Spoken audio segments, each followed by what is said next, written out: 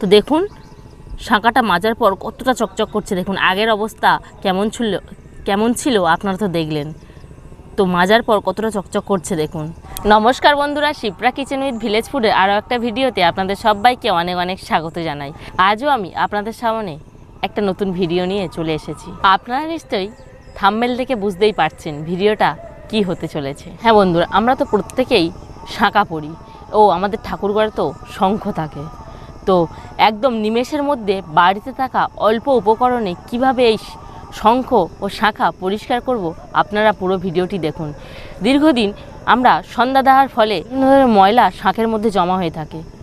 এই শঙ্খটা আমরা কীভাবেই পরিষ্কার করি আপনারা দেখুন। এবং আমরা বাড়িতে নানা ধরনের কাজকর্ম করে থাকি, তার জন্য কি হয়, আমাদের শাঁখাটা নোংরা হয়ে যায় এবং বিভিন্ন ধরনের ময়লা জমে যায় ওর মধ্যে।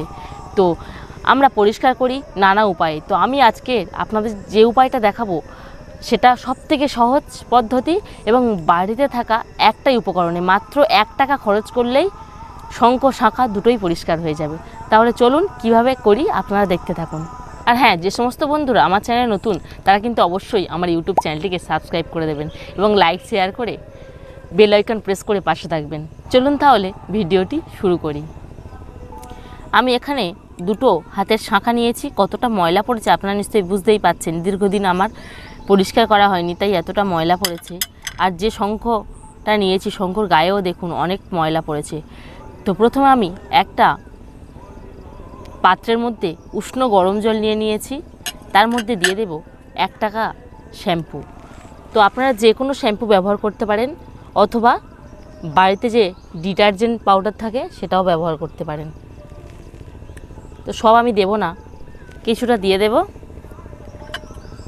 ভালো করে এইভাবে জল আর শ্যাম্পুটা ঘেঁটে নেব। এর মধ্যে দিয়ে দেব শঙ্খটা, শাঁখা দুটো এর মধ্যে দিয়ে দেব।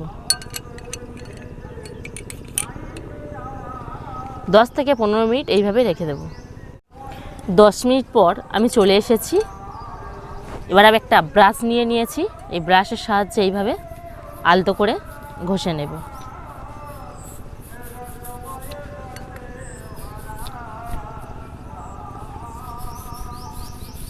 কতটা পরিষ্কার হচ্ছে আপনারা নিশ্চয়ই দেখেই বুঝতে পারছেন।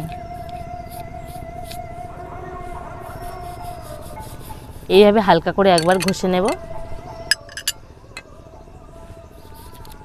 একইভাবে দ্বিতীয়টাও হালকা করে ঘষে নেব। এবার আমি এখানে নিয়েছি টুথপেস্ট। এটা আমাদের প্রত্যেকের বাড়িতে থাকে, নিত্যদিন আমরা ব্যবহার করি। তো এখান থেকে ব্রাশের মধ্যে একটু টুথপেস্ট লাগিয়ে নেব। যে কোনো টুথপেস্ট ব্যবহার করতে পারেন আপনারা। এইভাবে শাঁখার মধ্যে দিয়ে ভালো করে ঘষে নেব।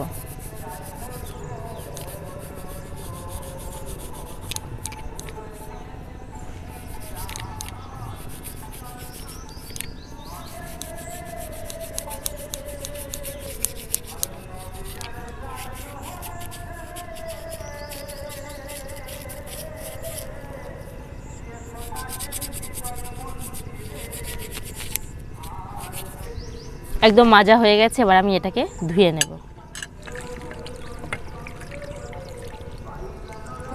তো দেখুন শাঁখাটা মাজার পর কতটা চকচক করছে। দেখুন আগের অবস্থা কেমন ছিল আপনারা তো দেখলেন, তো মাজার পর কতটা চকচক করছে দেখুন।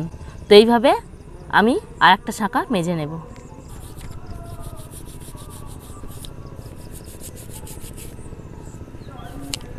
দুটো শাঁখা একদম পরিষ্কার হয়ে গেছে। তো আপনারা নিশ্চয়ই দেখেই বুঝতে পারছেন কতটা চকচক করছে শাঁখা দুটো। এবার আমি শঙ্খটা পরিষ্কার করে নেব। প্রথমে আমি একবার আলতো করে এইভাবে ঘষে নেব।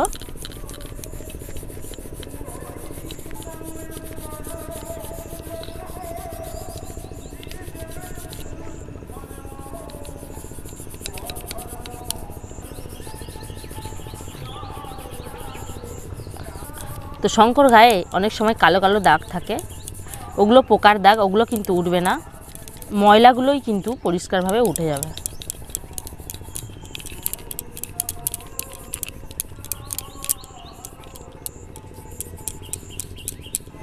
একবার আমি আলতো করে পরিষ্কার করে নিয়েছি। এবার আমি ব্রাশের মধ্যে টুথপেস্ট দিয়ে দেব।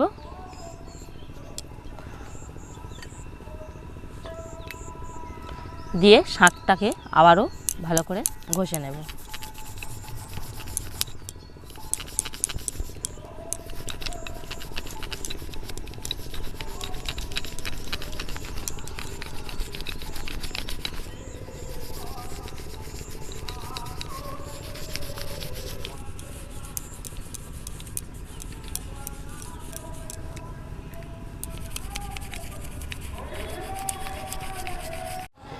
মোটামুটি আমি ঘষে নিয়েছি, এবার এটাকে ধুয়ে নেব।